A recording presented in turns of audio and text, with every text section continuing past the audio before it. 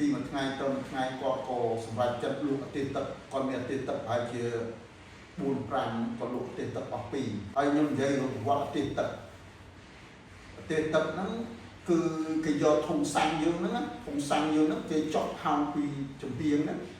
គេដេកធុងសាំងមកហើយគេដាក់មានដងសម្រាប់យើងកាន់អូសដូចដល់គេហៅឆៃកែអញ្ចឹងណាបាទគេអូអញ្ចឹងហើយគេចុះប្រហោងមកគេដាក់ទឹកចូលក្នុងហ្នឹងហើយគេមានកម្រគេបាត់កុំឲ្យអូទៅវាក្លោកកំពុះទឹកហើយអាពីក្រោយធុងហ្នឹងគេមានតយោហ្នឹងតចេញធុងហ្នឹងមកពេលណាអ្នកភូមិហ្នឹងគាត់ចង់ទិញទឹកលាអាកស៊ូហ្នឹងមកហូរទឹកហ្នឹងពេញមកធុងគាត់រឹបអាកស៊ូហ្នឹងវិញទៅបាទព្រោះជំនាន់យើងហ្នឹង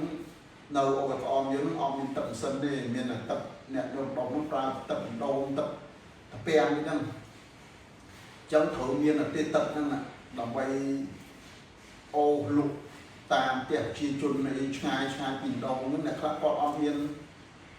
ហោអីសម្រាប់ទៅរែកទឹកទៅយោងទឹកដងទឹកអីហ្នឹងគាត់ចាំទិញទឹកដែលលុកតាមអតិទឹកហ្នឹង